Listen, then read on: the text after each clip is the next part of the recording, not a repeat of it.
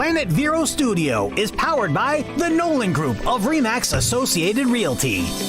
MyNextHomeFinder.com. It's time now for Mental Health Matters with your host, Lisa Reimer. Mental Health Matters is graciously underwritten by New Vision Eye Center, world-class eye care on the Treasure Coast. New Horizons thanks Dr. Paul Minotti, Dr. Stephen Tate, Dr. Robert Reinauer, and Dr. David O'Brien. Now, here's Lisa Reimer. Mental health does matter. In fact, mental health is one of the most important things that controls our physical health, our emotional health, even our spiritual health. Hello, my name is Lisa Reimer, and I am the Communications Officer for New Horizons of the Treasure Coast, as well as the host of Mental Health Matters.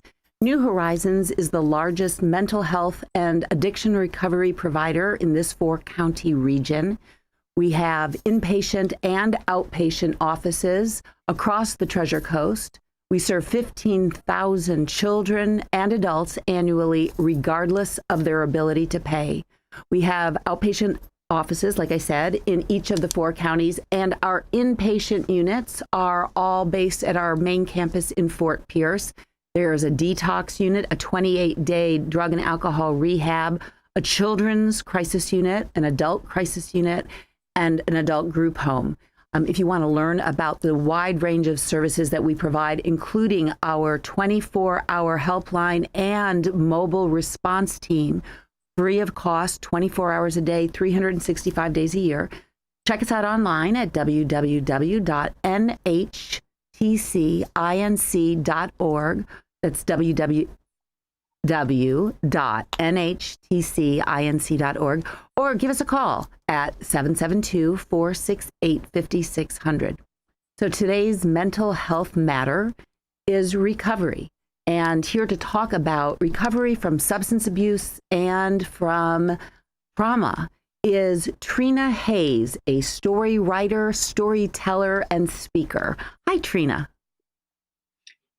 Hi, Lisa. Thank you so much for having me on.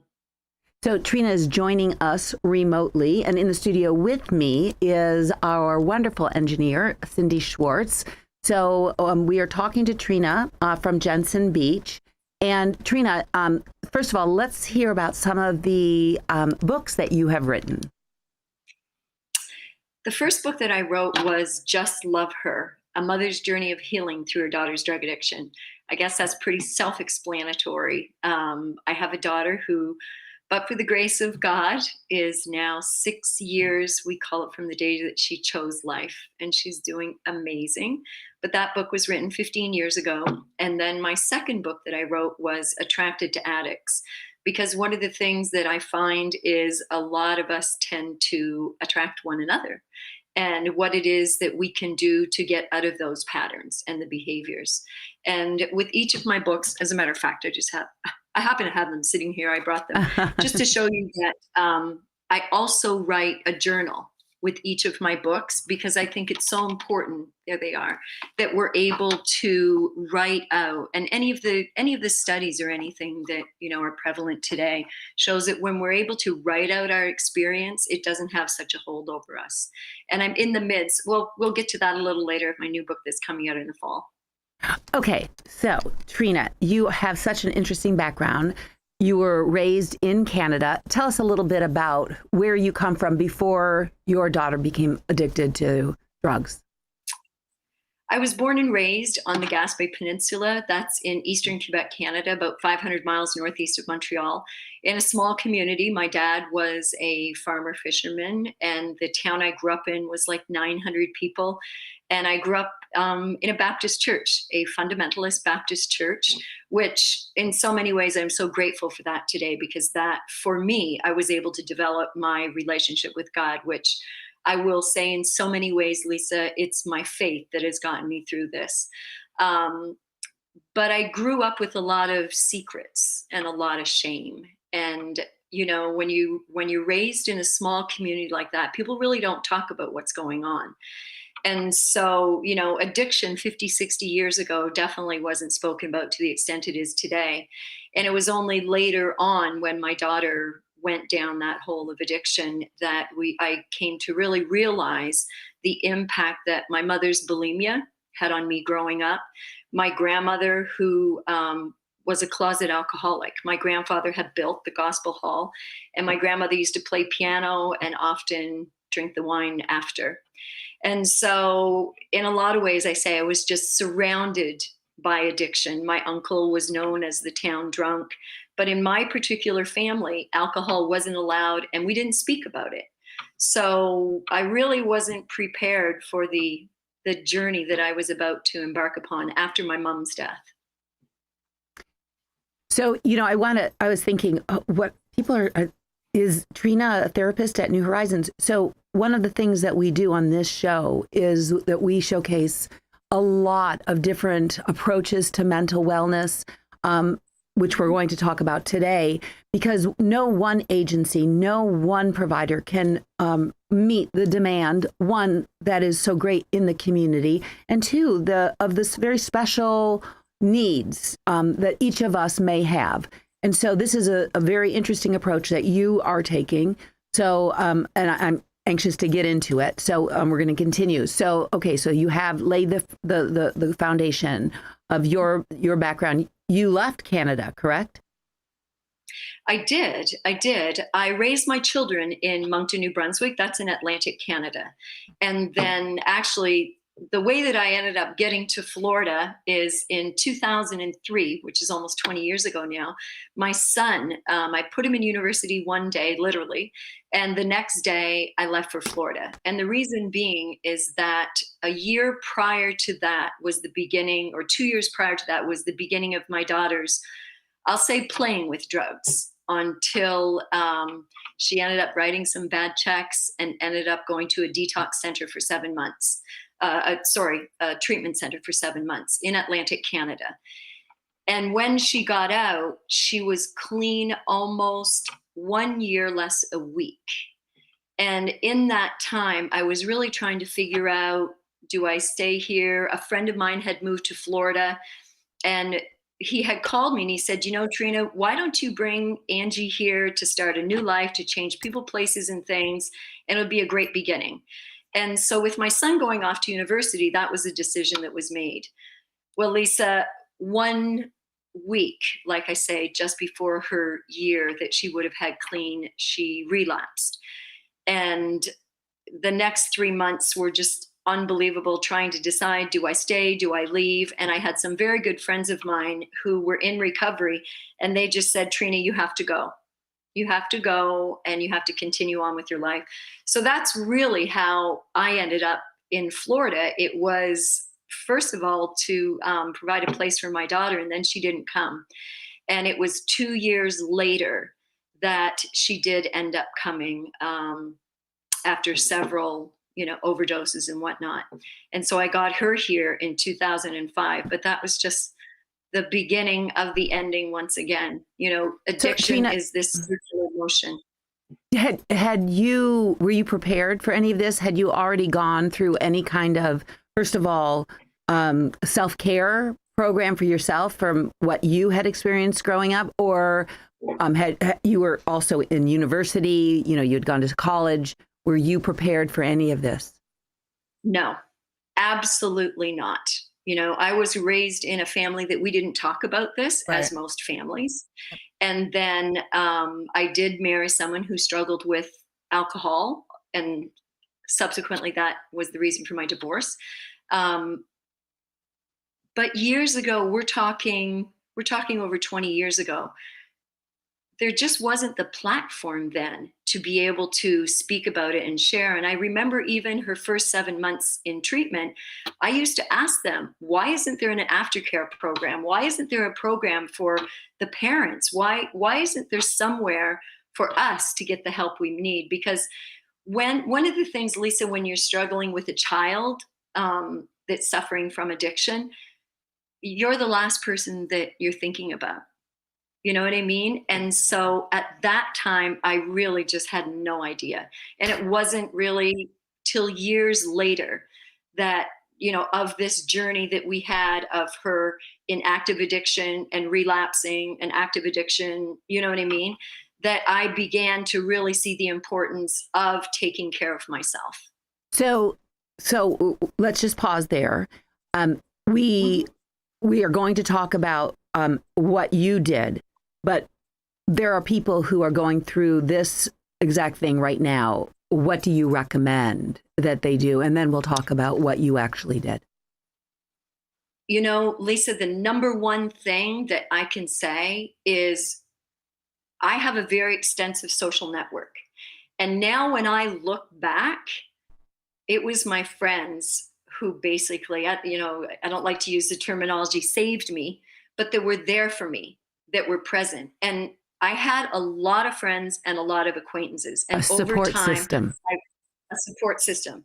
A support system is number one. It's key. You know, when we get further into the trauma and the experience that I went through personally, my therapist told me it was basically my social support network that saved me that time as well. Just really beginning, even if you have one friend that's really close that you can share things with, that they're not going to hold it over on you, they're not going to, throw it in your face, because we've all been through that. Because the thing for me personally, having a child struggle with addiction, unless you've been either involved in addiction or substance abuse or mental health in some way, shape, or form, you just can't understand. It's really, really, really difficult. Okay. So find those supports who are at least open and willing to listen. And there are meetings, there are 12-step meetings, there are different kinds of groups that meet. We can check them out online. We're going to take a short break, and when we get back, we are going to do a de-stressor for just one moment with Trina Hayes right after this.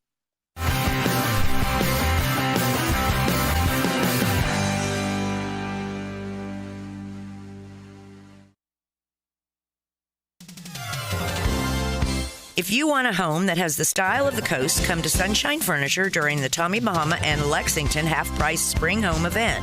Now until February 28th, you save 50% on all bedroom, dining room, media, office, and occasional furniture with fresh finishes and rich textures made from materials that reflect the essence of coastal living. At Sunshine Furniture, our 35,000 square foot showroom is also filled with the largest selection of in-stock coastal furniture from Universal, Hooker, Riverside, Four Seasons, and Capri. We are the outdoor furniture experts and have the largest selection of patio furniture anywhere. Visit Sunshine Furniture now during the Tommy Bahama and Lexington half-price spring home event. All pictures, lamps, and accessories are 50% off. Sunshine Furniture, $12.95 US 1 in Vero Beach, next to Planet Fitness. Visit our website at sunshinefurniturecasual.com. Also, don't forget to visit our outlet and sales store just across the street. You can trust Sandpiper Pest Control, serving Indian River, St. Lucie, and Brevard. Certified by the state of Florida to treat homes, lawns, and termites. Fully licensed and insured. Priced right, effective, and friendly. Hi, this is Joel, the owner of Sandpiper Pest Control. Sandpiper can solve your pest issues. No contracts to sign, just results. Call for a free estimate, 772-589-0204. Sandpiper Pest Control, a member of the iTex trading community. Your iTex dollars are welcome. Revive Vero Beach, located next to Anytime Fitness on Oslo Road and 27th Avenue, has everything you need to look and feel your best, including hormone replacement therapy, stem cell therapy, sexual wellness, weight loss, laser aesthetics, hair, tattoo, and skin spot removal, Botox and fillers, cryotherapy, comprehensive blood work, and everybody's favorite ozone and IV therapy. Refresh, renew, and revitalize yourself at Revive today. Call 772-492-6607. A member of the iTex trading community. Your iTex dollars are welcome.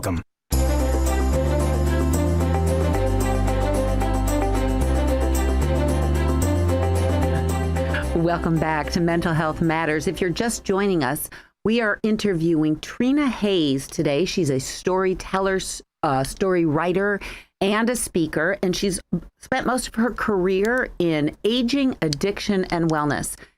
If you missed the first half of the show, you can check us out on our Facebook page at New Horizons of the Treasure Coast in Okeechobee. And right now, Trina is going to walk us through a 1-minute de-stressor. Go ahead. Okay. I can't tell you how many times this particular de-stressor has helped me just to be able to reframe, recenter, and to be able to move forward, really. And I learned it years and years ago. You know, when you get so caught up in things that you feel as though you can't breathe, you can't move, you're not sure what to do. What I was taught was visualize a stop sign. You've come up to a stop sign or a red light. So when life has gotten completely crazy, just see that. When you see that, the stop is an acronym for stand, sit where you are. Don't move, stay right where you are. The T stands for take a deep breath. When we take a deep breath, we're able to reframe everything. And then the O stands for observe. Look around. Are you in danger? You're still here. As my therapist said to me one time, you're obviously still alive. This is a good thing. So observe what's going on around you. When you're able to assess that and you know what's going around you, then you proceed with caution. Then you're able to take the next step, the next move forward. So whenever you're unsettled, not grounded, see that stop sign, see that red light. And the stop stands for stand, sit, stay where you are, take a deep breath, observe what's going on around you, and proceed with caution. Very good. I like that. Actually, I'm going to start using that. I mean, I do the deep breath part, but that's all. So I need to incorporate the rest. So I think that's Exactly. good advice. So this is the second part of the second part of the first half of a two-part interview. In the second half, we'll be talking about your new book. But right now, we've been talking about your life prior to your child getting treated for addiction. So we left off at here you were with your, she'd just been through her first treatment, 1 year clean, and she relapses. You basically have now discovered that you have a support system of friends. So how do you proceed? How does she get from that point to now 6 years in recovery? And how did you survive that? It was a 16-year journey. Aye. So, yeah, we're now 23 years later. And when I say that now, I can hardly even believe it, Lisa. But I think one of the first things is to remember it's so important to not look at time. I know that's difficult because when I say all those years later now, but we went through from the time that I got her, my son got her on a plane to Florida in 2005 up until 2015. So that would be 10 years. She had bouts of being clean and doing very well. She ended up getting married. And then she had several relapses and then several overdoses and suicide attempts. So these are, we hear these stories. What did you do for you? Because you have come a long way from when you started out on this journey to the work that you do now, and, bringing in the traditions that you have of the native past, your native heritage. So I've probably been through every modality that you can imagine. So like I said, first and foremost is support systems. And then my first book that I wrote, Just Love Her, I wrote it when I went back to Canada one time to visit with my dad. And it was like that voice of God just speaking to me saying to write about my life. And I often say that book is about my life, but I often say it's my daughter's journey that has brought me to where I am today, because I really, really had to look at my own life and the trauma that I had been through as a child, the choices I made, my patterns and behaviors, in order for me to be able to really, what I call is hold the space of grace and have the strength to be able to support her on her journey. And so one of the things that I've always done is I've gone to the elders, and I've studied with many of the Native American elders. I started drumming. I started teaching drumming. I started learning the medicine wheel from the elders, and I've now been teaching medicine wheel for almost 20 years, which is the great circle, the spiral of life, and how we're all equal on the circle. And it's a journey that we embark upon. And so it was many years of therapy and counseling and getting my own, therapy degree and so on and so forth. I just never gave up on me. I guess my daughter really taught me, for me to seek the healing that I needed, again, to be able to hold that space of grace for her on her journey of healing. And your second book, what was that? Attracted to Addicts. And so just really part of your recovery as well.